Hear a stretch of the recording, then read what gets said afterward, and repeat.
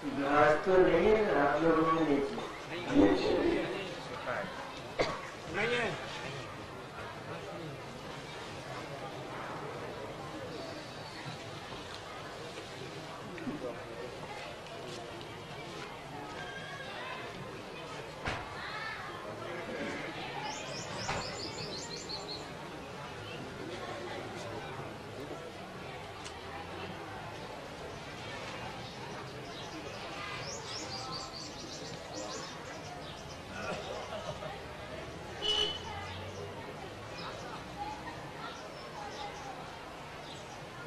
आज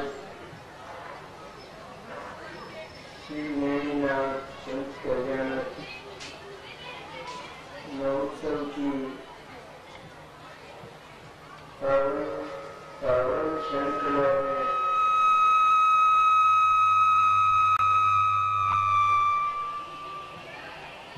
तब कल्याण का प्रसंग है।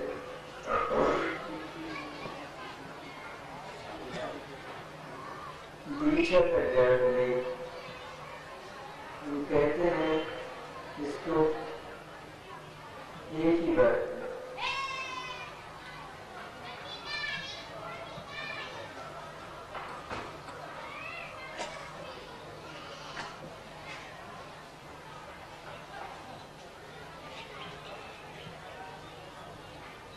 राजकुमार मेरीनाथ की जो गार्हस्थ्य दशा थी उसमें उन्होंने विवाह का प्रस्ताव स्वीकार कर लिया राजपूत के साथ।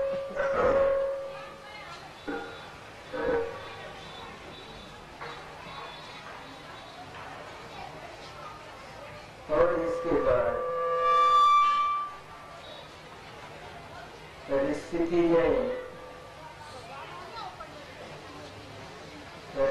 में मैंने आत्मा की भावभूमि ने एकदम पलटा खाया और वो सारा प्रसंग बिल्कुल पलटकर ये विषय का प्रसंग था वो मुक्ति का प्रसंग बन गया, वैरागी का प्रसंग बन गया। प्रश्न ये होता है, करते हैं कई लोग, जब विवाह का प्रस्ताव स्वीकार कर लिया तो फिर एकदम उस प्रस्ताव को ठुकरा कर जंगल चले जाना ये कैसी विचित्र बात है। एक लड़की के जीवन का क्या होगा?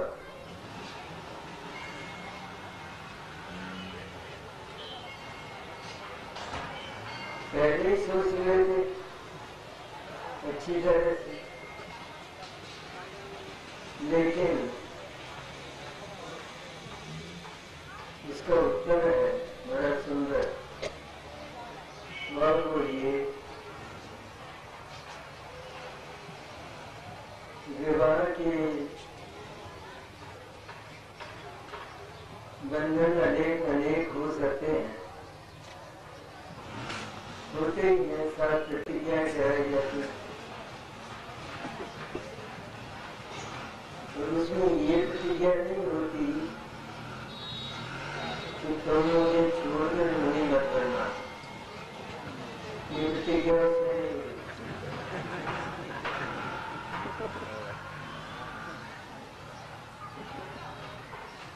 मनुष्य की ये भूमिका है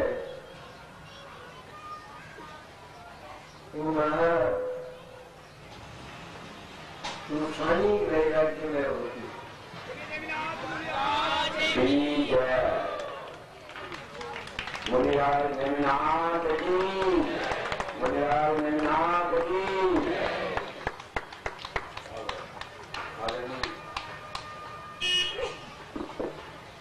बाबूजी का प्रवचन प्रारंभ रहेगा।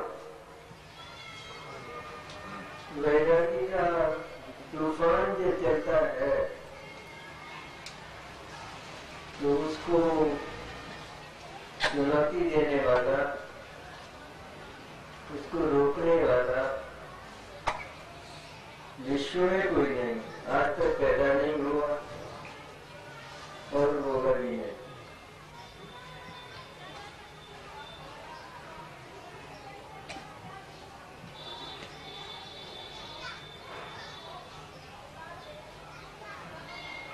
मुनिराज के पहले की जो अवस्था है, 5 इंद्रिय की विषयों का संयोग, उनका सेवन, ये अवस्था ये ज्ञान के प्रकाश में आती है। मुझे लगता है ये विषय नहीं है, पर ये विषय है।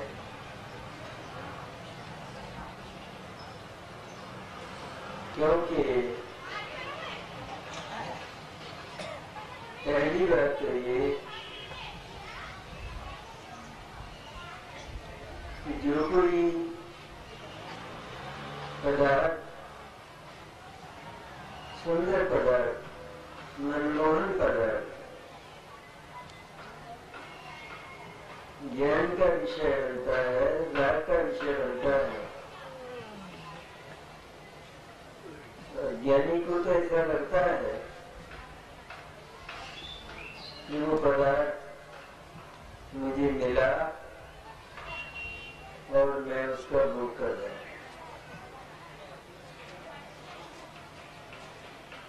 लेकिन उसका ये चिंतन, उसका ये मानना बिल्कुल मिथ्या होता है।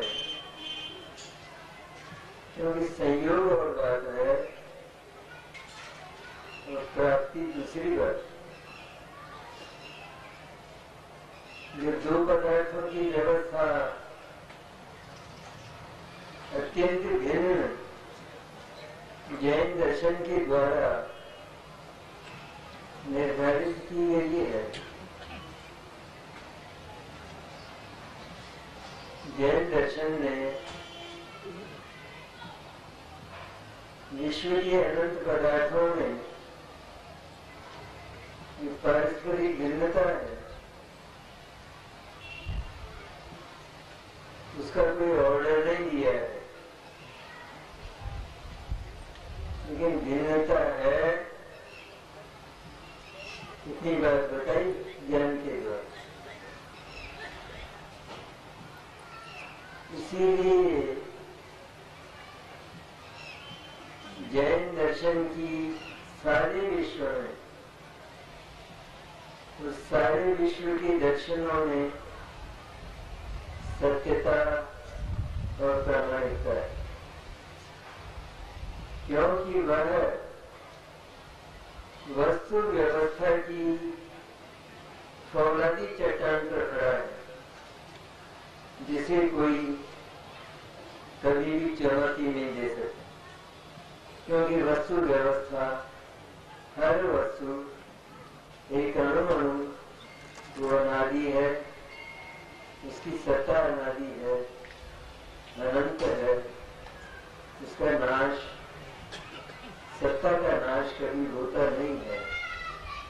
पर्याय भले बदलती है, कोई दिक्कत नहीं। पर्याय बदलने पर भी वस्तु का नाश न तो आज तक हुआ है और न होने वाला है, क्योंकि वह किसी की बनाई हुई नहीं, उस पर किसी का एकाधिकार नहीं। इसलिए ये व्यवस्था अनंत काल तक चला करती है। जब इस बात को मुनि अवस्था के कुछ अनुपम और मधुर परिणाम जीव के भीतर जागते हैं, तो ये देखता है कि मेरी पर्याय भले ही कुछ भी कहती रही हो अज्ञान दशा में, कुछ भी करती रही हो, लेकिन मेरी जो सत्ता है, द्रव्य है, उसमें कभी कुछ होने वाला नहीं है। ऐसा जब वो जीव जानता है, वो जीव जानता है ये तो ठीक, लेकिन इस बात को यदि हम भी अभी ही जान लें, पर्याय तो केवल द्रव्य के साथ द्रव्य का परिचय देने वाली है, लेकिन उस पर्याय में आजादी है, वो भी वस्तु व्यवस्था की आदि नहीं। तो ये दो पदार्थ स्वतंत्र न्यायालय केवल एक पदार्थ में जो द्रव्य व पर्याय तीन चीजें हैं, तीन चीजें, तो वो तीन है तो उनके स्वभाव भी न्यायालय होने चाहिए, और वे कभी एक में एक नहीं हो सकते। इसलिए पर्याय का स्वरूप यह है कि वह क्षण भर आती है,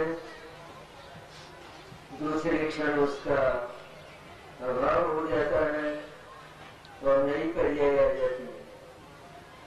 लेकिन उस पर्याय में ये आजादी भी है कि वो द्रव्य के साथ होने पर भी द्रव्य का मैंने अपना द्रव्य में मैं चैतन्य,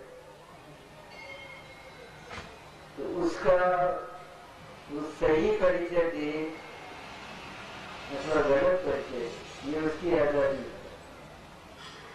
होनी भी चाहिए। अगर वह द्रव्य के अधीन हो तो फिर इसका अर्थ यह हुआ कि दो पदार्थों की स्वतंत्रता नहीं है। इसलिए एक वस्तु के भीतर ये जो तीन भाव हैं, ये भाव एक ही वस्तु के होने पर भी उनकी पूरी आजादी, पूरी स्वतंत्रता है, होता भी है, अपने घरों में भी होता है। कैसी ही 7 प्रतिज्ञाओं के द्वारा व्यवहार करके लाए हों, लेकिन वो तो दूसरे ही दिन से ये कहने लगी कि मैं तुम्हारी गुलाम नहीं हूं। पहले प्रतिज्ञा की थी सर, तू क्या करती है? तो वो पहली प्रतिज्ञा तो कहनी थी जो, लेकिन मैं गुलाम नहीं हूं तुम्हें, ये चाय बनाओ, बर्तन तो पड़ा है, चूल्हा पड़ा है, स्टोव पड़ा है, दूध पड़ा है, तुम क्यों नहीं बना सकते? ये कह सकती है और बाहर भी सकती है। ये उसकी आजादी है या नहीं? अपने होने पर भी इसी तरह पर्याय की भी आजादी है। उसको कहा जाए तेरा जो द्रव्य है, सत्ता है, वह तो कभी उत्पन्न नहीं हुई, कभी नष्ट नहीं हुई, तो तू ये ऐसा बोल क्यों नहीं देती है? ये तो साफ है बात बिल्कुल कि अगर वो अनादि अनंत नहीं होती तो आज कैसे होती हो, नष्ट हो जाती हो। लेकिन नष्ट तो हुई नहीं कभी, नरकों में गई, टुकड़े टुकड़े हो गए, लेकिन उसका तो कुछ हुआ ही नहीं, वो तो आज भी विद्यमान। तो तू ये क्यों नहीं बोल देती है कि मैं अनादि निधन हूं? नहीं बोलती मेरी मर्जी, मेरी इच्छा है। इस तरह अनादिकाल बीता है केवल इतने से बोलने, इतना सा बोलने में। मैंने मिथ्या तो बोल सकती है वो, लेकिन सत्य नहीं बोल सकती, झूठ तो बोल सकती है। जैसे ये कोई व्यवसाय है, इसको कहा जाए इतना झूठ क्यों बोलते हो? बोलता हूँ मेरी मर्जी। ये जीव तुम्हारी, माल तुम्हारा, सत्य तुम्हारा, सत्य बोला करो ना, इसमें क्या दिक्कत है? मैं नहीं बोलता हूँ, मैं तो झूठी बोलूँ। उसी तरह पर्याय ने अनादिकाल बिता दिया, इस पर हमें काफी सोच होना चाहिए। इतनी सी बात में कि जैसी वस्तु जो की क्यों वही की वही, सुंदरतम मधुर, सारे विश्व के सौंदर्य को समेटे हुए वर्ल्ड ब्यूटी कहलाती है ना, प्रतियोगिता होती है ना सौंदर्य की। सौंदर्य की अगर प्रतियोगिता हो तो विश्व में सबसे अधिक सुंदर मैं हूं, और सब स्वरूप है। तो मुझे अपने से क्या मतलब है? ऐसी सुंदर मधुर आनंदमय ज्ञानमय और अनंत शक्ति में सत्ता ये पड़ी ही है एकदम वही की वही, उसमें कभी कोई परिवर्तन नहीं, उसमें कभी कोई कुछ घटना घटी नहीं। ये इतना है तो तू बोल देना जरा सी कि हाँ मैं हूँ ऐसी पर्याय। इतना तो बोलने में तुझे एक सेकंड भी तो नहीं लगता है कि हाँ ठीक है ऐसा ही। लेकिन नहीं बोलने में अनादिकाल बीता, और मिथ्या बोलने का, झूठ बोलने का क्या फल होता है ये हम लोक में भी जानते हैं, और लोकोत्तर मार्ग में भी इसकी व्यवस्था है कि वहाँ यहाँ तो लोहे की बेड़ियां पड़ती हैं, और वहाँ लोकोत्तर मार्ग में एक ऐसी व्यवस्था है कि पुद्गल का एक ऐसा रूप है, एक जाति है पुद्गल की, बहुत बारीक अणुओं की, मतलब परमाणु नहीं, अणुओं की, स्कंदों की एक ऐसी वर्गना है जिसे कार्बन वर्गना कहते हैं। और उस कार्बन वर्गना का स्वरूप यह होता है कि जो ही जीव ने मिथ्या कल्पना की कि वो कार्बन वर्गना उसके साथ निपट जाती, बन जाती। अधिक विस्तार नहीं करना है, तो कहीं से आती नहीं है, यही बहुत है जो अभी कर्म बनी नहीं है, लेकिन कार्बन वर्गना के रूप में जीव के अनंत अनंत पड़े हैं आत्मा के साथ, और उन्हीं में से वो कर्म बनते। तो कर्म का बंधन बहुत जटिल होता है। एक तो हम खाना खावे, हलवा खावे तो उसकी भी गहर आती है, और एक बहुत बारीक विष हो, विष के कण हो, उन कणों को अगर ले ले, उसका एक भी कण ले ले तो क्या दशा होती है? मौत हो जाती है। इसी तरह कर्म के इतने बारीक कण हैं आत्मा के साथ लगे हुए हैं और उस विश्व में जैसा स्वाद, उसका जैसा अनुभव होता है, वैसा ही कर्म परमाणु में भी है। क्योंकि होना चाहिए स्पर्श गंध वर्ण वाले हैं, स्पर्श गंध वर्ण वाले पुद्गल परमाणु में, कर्मान वर्णा में जब वो कर्म रूप बनती है तो उसमें ऐसी शक्ति हो जाती है। तो इस तरह इतना समय, ये तो एक कथा हुई कि इतना समय क्यों बीता, तो केवल परद्रव्य के साथ ममत्वशील होने जैसा जो विश्व का सर्वमान अपराध है, सर्वमान अपराध हम भी कहते हैं इसको। तो कोई हमारी वस्तु अगर उठा लेता है, तुम कहते तुम तो अपराधी हो, तो कारावास जाने लायक हो। इसी तरह कर्म के वे बंधन है, ऐसी एक व्यवस्था है और वे कर्म के बंधन आत्मा को सत्य बोलने से रोकते नहीं है। ये एक बड़ी बात। क्यों नहीं रोकते? क्योंकि वही हमारी विश्व व्यवस्था कि एक पदार्थ दूसरे पदार्थ को न तो रोकता है और न कोई चलने के लिए प्रेरित करता है, वो दोनों न्याय है, इसलिए वो नहीं होता। अगर आत्मा, अगर वो व्यक्ति जैसे झूठ बोलने वाला, तो झूठ को छोड़कर सत्य बोलना चाहिए तो एक सेकंड लगता है कि आपसे मैं परीक्षा करता हूँ और मैं सत्य बोलूँ।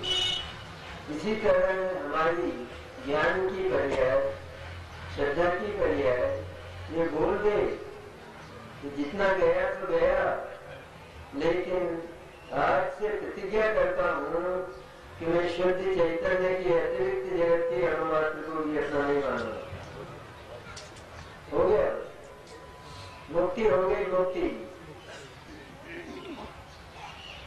मोक्ष होगा, वो बात नहीं करना। अरे वो जिस तत्व को देखकर, जिस शुद्ध स्थायी चैतन्य को, ध्रुव चैतन्य को, ध्रुव ज्ञाय तत्व को देखकर उसे, उसकी परिणति में ये परिवर्तन आया है। वो जो ध्रुव ज्ञाय तत्व है वह कभी परिवर्तन करता ही नहीं है, उसमें कभी कोई परिवर्तन परिणाम होता ही नहीं है। इसलिए कभी भी चिंता का तो कोई विषय नहीं है। पर्याय कितनी ही बिगड़ गई हो, लेकिन वो ध्रुव चैतन्य तत्व जो सत्ता है, सत्ता एग्जिस्टेंस, वो सत्ता तो हमारे साथ ही सदा रहती है। अरे नरक में भी अगर याद करता है तो वो विद्यमान है। नरक में, नरक के इतने कष्ट, उनमें भी ये जानकर कि कष्ट मुझे नहीं है, कि नरक मुझे नहीं है, क्योंकि नरक मुझे कैसे होगा, मैं तो चैतन्य हूँ और ये सब जड़ है। मेरे नरक का क्या काम है? मैं तो अलग थलग पड़ा हूँ ना सारे विश्व में, बिल्कुल न्यारा पड़ा हूँ ना, और इतनी व्यवस्था है कि उस सारे शुद्ध चैतन्य का जो एक सोलहवीं किला है, इसमें प्रवेश करने की किसी को इजाजत नहीं। नो एडमिशन का बोर्ड लगा है, नो एडमिशन। लोग में नहीं कराया देता नो एडमिशन, यहाँ का बोर्ड नहीं दिखाई देता हमको। अरे सबके नो एडमिशन का बोर्ड लगा सारे जगत में, अनंत अनंत पदार्थों में। लोग अपने मकान पर काली हांडी नहीं लगाते, किस लिए लगाते हैं? ये तुम्हारी नहीं है और तुम्हारी नजर लग जाएगी तो झांकना मत। उसी तरह यह जानकर कि मेरे से सारे पदार्थ सारे हैं, बस केवल इतना जाना, गणना नहीं करना है, गिनती नहीं नहीं करना है, उनके भीतर नहीं जाना है, उनकी व्यवस्था नहीं देखना है, कुछ नहीं देखना है, इतना देखना है कि ये मेरे से न्यारा है, चाहे वो चेतन हो चाहे वो जड़ हो। ये देखा और ये देखते ही जो भद्र पुरुष होता है वह तो अपने परिणाम को निर्भर कर लेता है। तो मुझे क्या मतलब अंत में फल क्या होता है, कैसे मुनि बनने के भाव आते कैसे हैं, इसकी पूर्व भूमिका है। जिसने इतना जाना उसने इतना जान लेने के बाद सारे विश्व को जान लेने पर यह जाना कि ये सारा विश्व झांकने लायक देखने लायक नहीं, झांकने लायक नहीं, देखने लायक नहीं। क्यों? इसलिए नहीं है कि इसमें मेरा क्या है, कि मेरा क्या है। अगर कोई व्यक्ति किसी का मकान है बहुत सुंदर और वो सड़क पर चलता है और चलता चलता ठहर जाता है और रात भर उस मकान के सामने खड़ा होकर उसे देखा करता है, तो उसे पूछा जाता है क्यों खड़े हो? वो कहता है खड़ा हूं, मेरी इच्छा, सड़क सरकार की है, आंखें मेरी है, तुमको क्या ऑब्जेक्शन है, तुमको क्या आपत्ति है? उनको पूरी आपत्ति है यहाँ से जाता है या पुलिस को बुलाऊं? अरे मैं तो बाहर खड़ा हूँ, तुम्हारे मकान का दिया नहीं है, कुछ भी नहीं दिया है, लेकिन ये भी अपराध है कि तुम बदनीयत से मेरे मकान की तरफ देख रहे हो।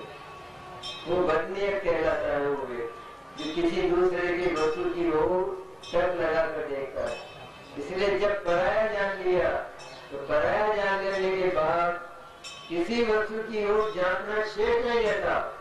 ऐसा जान लेने पर हमारा जो ज्ञान है, मति ज्ञान और शुद्ध ज्ञान, वे सारे विश्व के पदार्थों से खाली हो जाते हैं। खाली हुए बिना काम नहीं चलता। बर्तन यदि खराब है तो पहले साफ करके फिर उसमें दूध भरना पड़ेगा।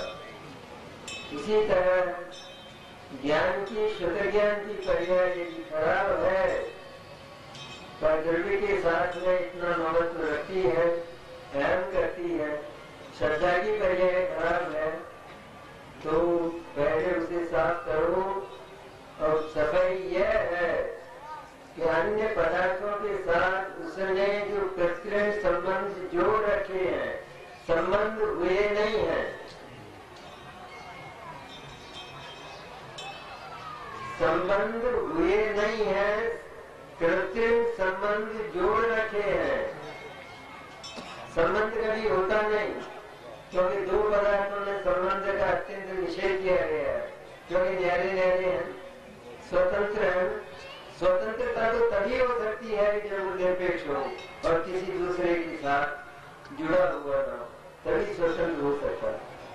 तो ये इतनी स्वतंत्रता है तो फिर वो जब जानता है इस बात को, तो जानकर अपना मुंह मोड़ता है, अपने ज्ञान को एकदम रिक्त कर लेता है, खाली कर लेता है। खाली कर लेता है, मैंने क्या कि जगत के पदार्थों से तो खाली कर ही लेता है, लेकिन अपनी जो क्षणभंगुर पर्याय है, विकारी और निर्विकारी सिद्ध दशाएं तक, सम्यक दर्शन ज्ञान चरित्र भी, इन सब को उस शुद्ध ज्ञान में से निकाल देती पर्याय मात्र को, क्योंकि पर्याय भी क्षणभंगुर होने के कारण यद्यपि वह मेरा अवयव है, लेकिन वह मोक्ष मार्ग में मेरे काम का नहीं है, क्योंकि एक क्षण में चली जाती है। और मैं यदि अपने आप को उतना मानूं, पर्याय जितना मानूं, तो फिर उसके चले जाने पर मैं भी पूरा का पूरा चला जाऊंगा तो मेरा नाश हो जाएगा। इसलिए जाता तो नहीं है, नाश तो नहीं होता है, लेकिन कष्ट बेहद होता है। कि मैं मर गया, मैं मर रहा हूँ, मैं जा रहा हूँ। इतना जाना कि मैं तो अजर अमर और अक्षय तत्व हूँ। मैं तो निरंतर अमरता की अमराइयों में केलिया करता हूँ। आनंद से ठसाठस भरा है मेरा तत्व, मेरा द्रव्य। पर्याय कुछ भी बोले उस कन्या की तरह, जो कन्या कहती है चाहे तुम बना लो, उसी तरह पर्याय कुछ भी बोले, लेकिन द्रव्य तो ध्रुव होने के कारण और शुद्ध होने के कारण, सबसे न्यारा होने के कारण उसमें कभी कोई अंतर नहीं पड़ता। इसीलिए सबसे खाली होकर शुद्ध ज्ञान जब पहली बार उसकी ओर जाता है, अर्थात मैं तो ये शुद्ध चैतन्य तत्व हूँ, अजर और अमर तत्व हूँ, मेरा नाश कभी नहीं होता, मेरे में कभी कुछ हुआ नहीं और कभी कुछ होगा नहीं, होने वाला नहीं, मैं नरक कभी गया नहीं। मैं तो ध्रुव हूँ ना, इसलिए मैं नारकी नहीं, मैं देव नहीं, मैं मनुष्य नहीं, मैं तिर्यंच नहीं, मैं दरिद्री नहीं, मैं धनवान नहीं, मैं रागी नहीं, मैं द्वेषी नहीं, क्योंकि ये सब मेरे उस ध्रुव चैतन्य तत्व से अन्य तत्व है। जब मैंने ध्रुव चैतन्य को अपना मान लिया, एक बार घोषणा कर दी, आज से प्रतिज्ञा करता हूँ कि इस ध्रुव चैतन्य के अतिरिक्त अन्य किसी को अपना मानूंगा नहीं, ये प्रतिज्ञा कर ली, तो फिर किसी दूसरे की ओर देखना, झांकना, ये सारा अपराध हो जाता, सब कुछ अपराध हो जाता। बस एक बार ये स्वीकृति दी, कुछ करना नहीं है। ध्रुव चैतन्य, पवित्र और शुद्ध चैतन्य, जिसे ज्ञाय कहते हैं, जिसे अभेद सामान्य चिन्मात्र तत्व कहते हैं, जिसे द्रव्य कहते हैं, ऐसा जो शुद्ध तत्व है, उस शुद्ध तत्व में कभी भी कुछ नहीं हुआ और अनंत काल में कभी कुछ होना नहीं। ये केवल ज्ञान के द्वारा, श्रद्धा के द्वारा स्वीकार करना है। करना कुछ नहीं है, उसमें द्रव्य में कुछ नहीं करना है, और पर्याय को केवल इतना बोलना है कि मैं ये हूँ, मैं अन्य नहीं, शरीर का हूँ, मेरा मकान यह है और जगत के जितने भी मकान हैं वो अन्य है और वे मेरे बिल्कुल नहीं है। अब मैं उनकी तरफ झांकूंगा तब नहीं, झांकते तो है, मुझे झांकते हैं, झांकना जो कहा जाता है वह सचमुच झांकना नहीं है, क्योंकि परंतु जहाँ आ जाता है वहाँ पर तन्मयता से नहीं झांका जाता। वहाँ तो वो दिख जाए तो दिख जाए, तो भी हमसे कोई पूछे तुमने देखा है उस मकान को, नहीं कर उपेक्षित भाव हो। इसलिए सारे जगत के प्रति उपेक्षित भाव हो जाने पर सम्यक दर्शन और सम्यक ज्ञान होते हैं। वो तो बालक नेमिनाथ को माता के गर्भ में ही थे, वही विद्यमान थी, इतनी कथा तो सारी की सारी। अब जिस समय और आगे बढ़े और जो रागाधिक पर्याय में विद्यमान थे, उनके प्रति परत्व तो पहले से था। क्यों था परत्व? इसलिए था कि जिसे हम शुद्धात्मा, शुद्ध चैतन्य कहते हैं, और वो ध्रुव है, शुद्ध है, ऐसा उसका स्वरूप है। उसको जब हमने मैं कहा, ये मैं हूँ अथवा ये मेरा है, मेरा कहने में थोड़ा दूरी आती है, ये मैं हूँ ऐसा कह दिया, तो उससे न्यारे प्रकार के जितने भी जगत के तत्व हैं, चाहे वे हमारी पर्याय में हो, राग द्वेष के रूप में या सम्यक दर्शन ज्ञान चारित्र के रूप में, किसी भी रूप में हो, उनको हम मैं नहीं कह सकते, क्योंकि वो विरुद्ध धर्म है। स्थायी है ये क्षण भंगुर। स्थायी का एक बार अवलंबन लेने पर, अर्थात ये मैं हूँ, इसका नाम अवलंबन, मैं हूँ ऐसा एक बार स्वीकार कर लेने पर आनंद का फव्वारा चलता है। क्यों चला? इसलिए कि पहले जो पर्याय में तन्मयता थी तत्व क्षण क्षण में मौत का अनुभव करता था, और अब जब ध्रुव का अवलंबन हो गया, ध्रुव में इसने अपना एकत्व कर लिया और उसको मैं बोल दिया, तो अब मैं मरूंगा कहाँ है? कौन सा समय है मेरी मौत का? मेरी आयु है कहाँ? मैं तो अनादि अनंत और अविनश्वर तत्व हूँ। अब बताइए, वाटिका है, वाटिका चैतन्य, केवल सामान्य तत्व नहीं, कि सबके भीतर है, सबके भीतर। उसको नहीं स्वीकार करता और केवल पर्याय को स्वीकार करता है। वो पढ़ा है तो उसकी सत्ता स्वीकार करना चाहिए या नहीं?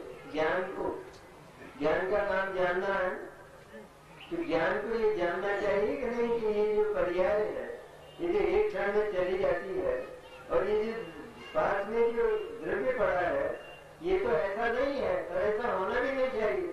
क्योंकि ये पर्याय है, ये भी पर्याय ही हो, तो बात तो एक ही हुई, वो तो नाश हो जाता आपका। इसलिए ये इससे कुछ अलग प्रकार का होना चाहिए। तो ये पर्याय क्षण भंगुर है, तो ये द्रव्य ध्रुव है, अजय और अमर है, होना चाहिए ना? नहीं होना चाहिए। युक्ति से नहीं हमारे ये बात समझ में आती। छल कपड़ में तो बहुत युक्ति हम लगा देते हैं, यहाँ तो नहीं समझ में आती। अरे पर्याय अगर क्षण भंगुर है एक पदार्थ में, तो उस क्षण भंगुरता के साथ जो दूसरा तत्व पड़ा है, तो वो क्षण भंगुर नहीं होना चाहिए ना। वो तो क्षण भंगुरता से बिल्कुल न्याय प्रकार का अर्थात ध्रुव होना चाहिए ना, तब न वो दो होंगे, अन्यथा तो वो क्षण भंगुर ही हो जाएगा सारा पदार्थ, और नष्ट हो जाता अब तक रहते नहीं। इसलिए वो ज्ञान ने ये अपराध क्यों किया कि केवल पर्याय को देखकर उस पर्याय को संपूर्ण आत्मा मान लिया, और वो द्रव्य जो पास में पड़ा हुआ था उसको उसकी ओर झांका तक नहीं। ऐसी जो स्थिति है, ये स्थिति जब समाप्त होती है तब मुनि दशा आती, क्योंकि उसने देख लिया कि जितनी भी रागादि विषय की वृत्तियां हैं, ये सारी वृत्तियां ये मेरे उस शुद्ध चैतन्य से पर द्रव्यों की तरह भिन्न है, पर द्रव्यों की तरह। श्रद्धा तो ये बोलती है कि जगत में और कोई है ही नहीं, जगत में अगर कोई सत्ता है तो वो मेरी सत्ता है, और है तो ज्ञान तो जानता है, उसका काम जानने का। श्रद्धा का काम यह है कि ये जो मेरा तत्व है ध्रुव तत्व, बस यही जगत में एकमात्र भूतार्थ तत्व है, अन्य कोई जगत में दूसरा पदार्थ है ही नहीं। क्योंकि श्रद्धा का काम अहंकार करने का है, ममकार करने का है। अगर उसके सामने उस शुद्ध चैतन्य के अतिरिक्त कोई दूसरा पदार्थ आता है तो वो उसमें ममता कर बैठती है, क्योंकि उसका काम ही ममता करना, अहम करना है। इसलिए उसके सामने दूसरा पदार्थ है ही नहीं, वहाँ नकार है ही नहीं, वहाँ तो केवल मैं आत्म तत्व हूँ। चाहे वो पर्याय को आत्मा माने अथवा वो द्रव्य को आत्मा माने, लेकिन वो तो आत्मा ही मानता है। श्रद्धा का काम है, तो उसने सही आत्मा को, ध्रुव तत्व को आत्मा मान लिया, और आत्मा मानकर यदि केवल विश्व में कोई रमणीय स्थान है, सुंदर स्थान है, कश्मीर की घाटी है कोई, अगर विश्व में, तो ये मेरा तत्व है, ये विहार करने लायक, ये वाटिका है फूलों की, जिसमें से अनंत खुशबू आ रही है, ये मधुर है, मधुर, जिसकी जैसी मधुरता जगत में कोई नहीं है, सारी मधुरताएं इससे विपरीत हैं, ये बिल्कुल न्यायी मधुरता है। ऐसा जो जानता है तो वह मुनिराज की दशा को प्राप्त होता है। स्वतः ही प्राप्त होता है। और सारे जगत से उसका ममत्व तो उठ गया, लेकिन अब राग भी टूटा। कहते हैं ये भी मेरा नहीं है, मैं नहीं हूं। इसलिए राग को भी तोड़कर वह शुद्धात्मा की ओर झांकता है और उस शुद्धात्मा का विजय करते समय ये शुद्ध चैतन्य मैं हूँ, इसका नाम है तप। तप का ज्ञान है ना, किसको कहते हैं तप? हम तो जैन दिगंबर होते हुए भी, जैन नहीं केवल दिगंबर जैन, अन्य जैनत्व की बात नहीं करना। विश्व में यदि सत्य है तो केवल दिगंबर दर्शन सत्य है। अन्यत्र कहीं भी सत्य की तलाश करना बालू में तेल तलाश करना। जैसा आज के मनचले लोग ये कहा करते हैं ये दिगंबर धर्मी सत्य है और सब झूठे कैसे हो गए, और जगह सत्य क्यों नहीं है? वो इसलिए नहीं है कि सत्य अखंड होता है, उसका कभी बंटवारा नहीं होता, उसमें कभी टुकड़े नहीं होते। इसीलिए वो अखंड सत्य है, वो दूसरी जगह पाया ही नहीं जा सकता, वो तो एक ही जगह रहेगा। और वो है तो केवल वो मेरा भूता चैतन्य तत्व है। ऐसा जानकर मुनिराज उसके भीतर प्रवेश करके जैसे कोई धूप से घबराया हुआ व्यक्ति वो पेड़ की शीतल छाया में सो जाता है, उसी तरह मुनिराज उस शुद्ध चैतन्य की छाया में जाकर मानो सो गए आनंद में। अब वहां से बाहर निकलने का मन नहीं होता, इसलिए मुनिराज को स्वरूप मंथर कहते हैं। स्वरूप मंथर मैंने स्वरूप मैंने अपना वो चैतन्य, शुद्ध चैतन्य, अपनी सत्ता, वहां जाकर जो मंथर मैंने कछुआ हो गए। जैसे कछुआ अस्थिर होता है और वो चलना नहीं चाहता, मेहनत नहीं करना चाहता, उस तरह मुनिराज स्वरूप में जाकर कछुआ बन गए। अब वो वहां से निकलना ही नहीं चाहता। बला तुम्हें तुरंत और अप्रमत्त दशा नहीं होती होगी, कहते होती तो है लेकिन बेमन से होती है, उसमें तन्मयता नहीं होती है।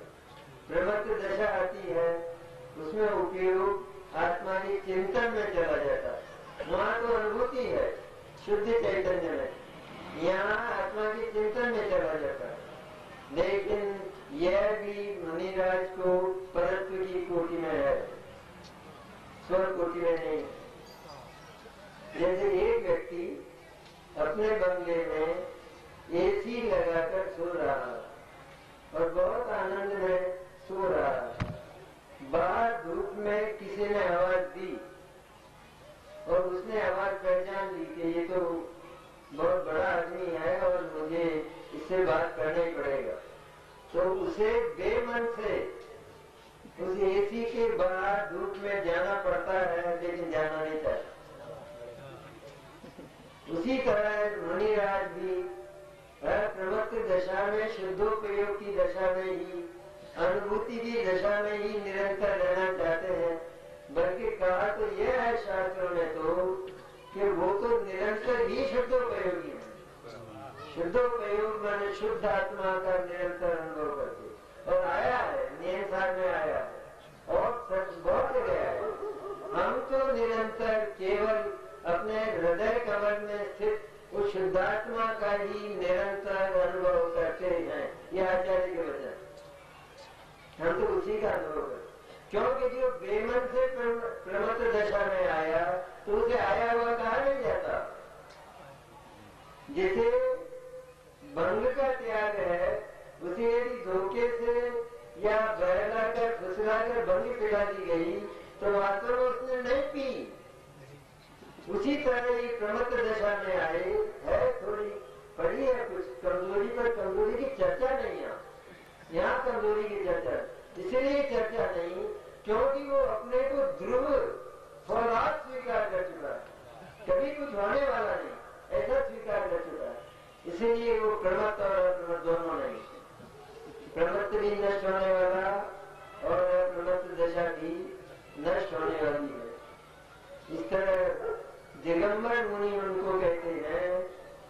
जैसा विश्व में कोई साधु होता नहीं।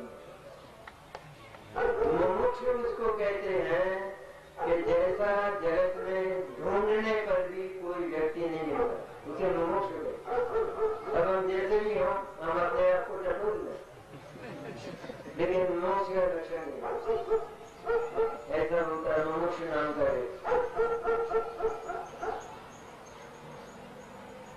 ऐसी मुमुक्षुता जब भीतर जाती है, मुक्ति की इच्छा, मुमुक्षुता माने मुक्ति की इच्छा, मुक्ति की इच्छा भी व्यवहार, निश्चय नहीं। क्योंकि मुक्ति ज्ञानी मोक्ष नहीं जाना चाहते, क्योंकि मोक्ष जाना तो पर्याय है, और ये है ध्रुव।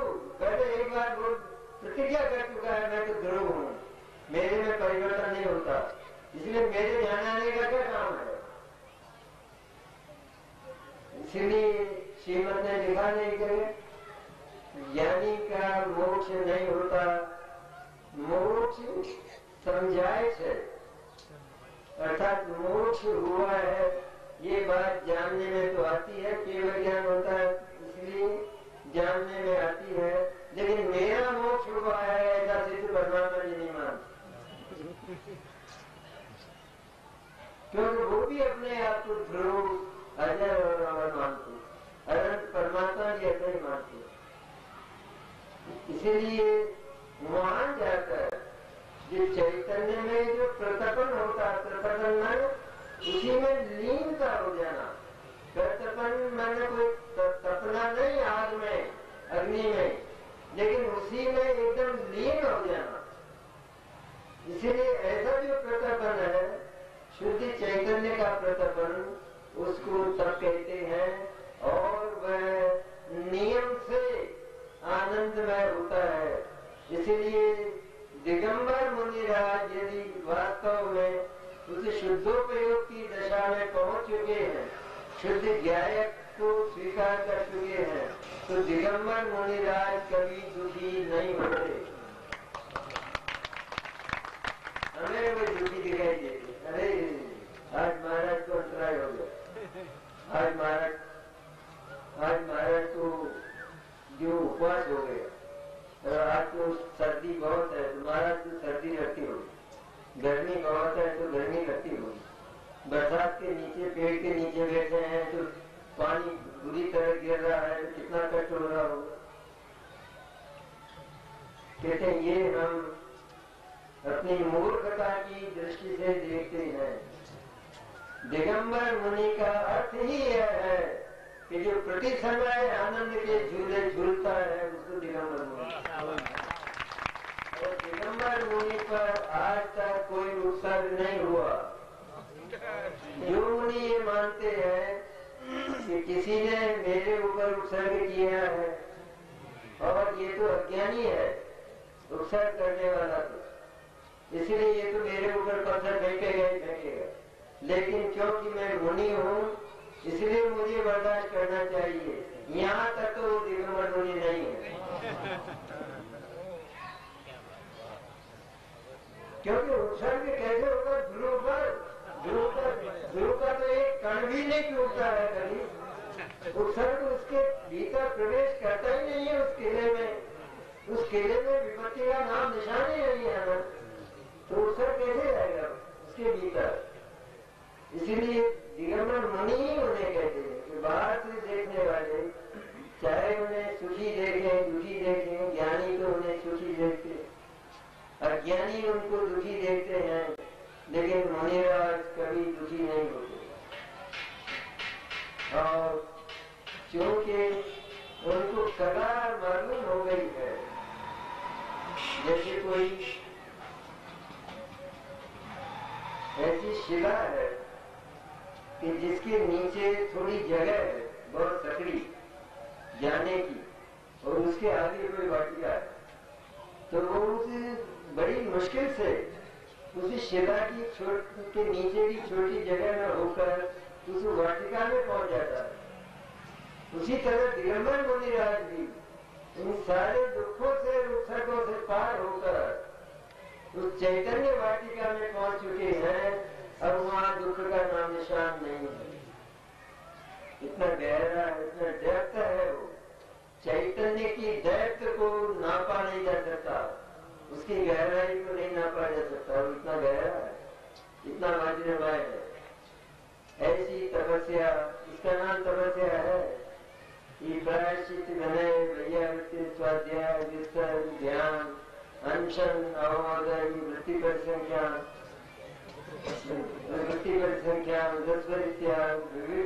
संन्यासन, कायिक क्लेश, इसको बाह्य सप्ताह, उसको अंतर्गत सप्ताह, पर वास्तव में दोनों के दोनों बाह्य अर्थात व्यवहार करना, तब नहीं। राग है, राग तब नहीं, तब तो यह है शुद्ध चैतन्य में जो प्रतपन है, स्वरूप विश्राम, निष्कलंक चैतन्य प्रतिपन्नम तप है। स्वरूप में विश्रांत होकर निष्कलंक माने बिना किसी विकल्प के, बिना किसी तरंग के, उस अपने चैतन्य में निश्चल होना, उसका नाम प्रतपन, आनंदमय प्रतपन। और यह वास्तव में तप की वास्तविक परिभाषा है, यही ध्यान है, इसको ही ध्यान कहते हैं। इसलिए जो ये मानते हैं आज सर्दी ज्यादा है, तो क्या सर्दी को नहीं जानते बन जानते हैं कोई है? सूर्य के परमाणु ठंडे ज्यादा है, लेकिन मुझे लगती है ये नहीं मानते, ज्ञानी भी नहीं मानता, मंदिरा तो मानते ही, मुझे सर्दी लगती है, गर्मी है। कहाँ जाएगी गर्मी उस ध्रुव के बाद? कितनी घाटियां पार करनी पड़ेंगी, और फिर भी वहां तो वज्र का ताला लगा, वज्र माए उसकी दीवारें, उनमें कुछ नहीं हो सकता। ऐसी मुनिराज की सुखमय दशा होती है। और इस चैतन्य में जिसके लिए एक जगह कहा है,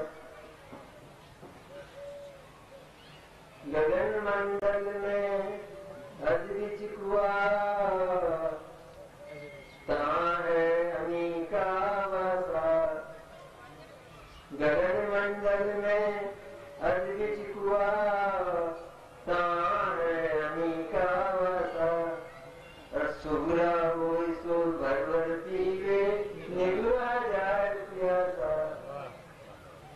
गगन मंडल, गगन मंडल में यह शरीर आकाश के भीतर है ना शरीर, इसमें अद्विच कुआ, इसके बीच में एक कुआ पड़ा है कि जिसमें अमृत भरा, जहाँ है अमी का वादा, जिसमें अमृत भरा हुआ है वो उसके भीतर है।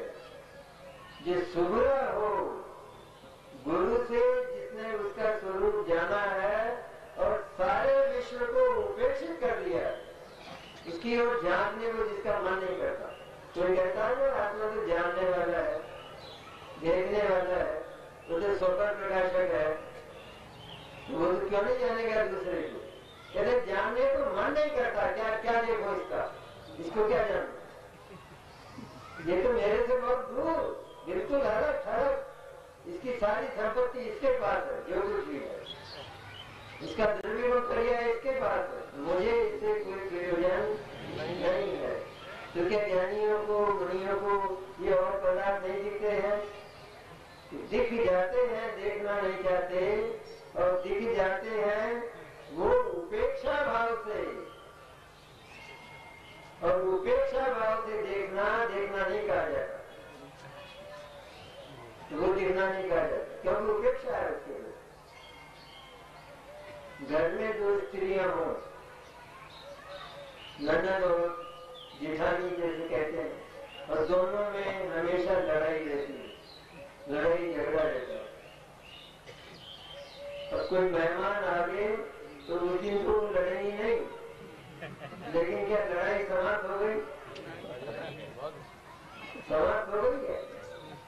समाप्त नहीं हुई, लेकिन उस दिन उन्होंने उसकी उपेक्षा कर दी, फिर उन्होंने उसकी उपेक्षा कर दी। ये क्या अच्छा लगेगा, सारे घर का नक्शा सामने आ जाएगा, ऐसा वो जानकर लड़ाई नहीं करती हैं। इसी तरह ज्ञानी भी, ज्ञानी चारों गतियों के, तिर्यंच भी, मेंढक भी, छिपकली भी, कछुआ भी, हम तो मनुष्य हैं 8 वर्ष और 60 वर्ष के, लेकिन वे ज्ञानी वे भी ये जानते हैं कि सचमुच इस विश्व में मेरा कभी कुछ हुआ नहीं, होना नहीं है। ये थोड़ी बहुत जो कमजोरी है, उस कमजोरी जो दिखाई देती है, उस कमजोरी से भी मैं भीतर से विरक्त हूँ। कोई बीमार अगर कमजोर है तो उस कमजोरी को छाती से रहेगा और डॉक्टर से कहता है तो माफ करो, अब तो रहने दो इसको, कमजोरी को, तो उपेक्षित है या नहीं? हो होते हुए भी उपेक्षित है। उसी तरह ज्ञानी को भी रागादि भाव और मुनिराज को भी संजोलन कषाय का वो जो मार्गतादि का राग है, वो मार्गतादि का राग भी अत्यंत उपेक्षित है। तो महाभारत नहीं वास्तव में कहने की महाभारत है। महाभारत तो वास्तव में शुद्ध चैतन्य की लीनता है, ये महाभारत वो तो कहने का महाभारत पापों की अपेक्षा। लेकिन मुनिराज उनमें परिणमन करते हुए भी, उन कमजोरी के कारण वो होते हुए भी उनसे बिल्कुल विरक्त और बिल्कुल दूर रहते हैं, उपेक्षित रहते हैं। इसलिए वो वास्तव में राग करते हैं, यह बात आगम नहीं बोलता। होता है राग, लेकिन करते नहीं, क्योंकि उससे विरक्त है, क्योंकि वो राग से भिन्न अरागी तत्व को आत्मा मान चुके, इसलिए अपने आप को राग नहीं मानते, अर्थात राग से भिन्न मानते। इसलिए सब कुछ उपेक्षित हो जाने के कारण अब ज्ञानी से लगाकर मुनिराज तक वो सब पूर्ण सुखी है। ज्ञानी को तो मुक्त कहा है, मुक्त है, सतु मुक्त एव, ज्ञानी तो मुक्त ही है। क्योंकि क्या रहा उसने भी उस शुद्ध चैतन्य को मैं माना है, अपनी सत्ता माना है। मुनिराज ने भी उसी शुद्ध चैतन्य को अपनी सत्ता माना है। मोक्ष मार्ग जब से प्रारंभ हुआ तब से लेकर उसमें रंच भी परिवर्तन नहीं होता, कभी विधि नहीं बदलती। सम्यक दर्शन की एक ही विधि, सम्यक चारित्र की एक ही विधि। सम्यक चारित्र केवल वीतराग भाव है। ये जो रागादि महारथ है, ये चारित्र कहे जाते हैं, लेकिन ये वास्तव में मुनिराज के लिए तो क्लेश है, क्योंकि कमजोरी तो क्लेश होती है। इसलिए मुनिराज इसमें आसक्त विरक्त रहते, होते हुए की बात, होते हुए भी विरक्त रहना ये बहुत बड़ी बात है। इसलिए सदा ही इनसे विरक्त है। तो मुनिराज को सदा ही तप रहता है, ध्यान रहता है, शुद्धोपयोग रहता है, और शुद्धोपयोग की जो उनकी लीनता है वही वास्तव में ये तप कल्याण है।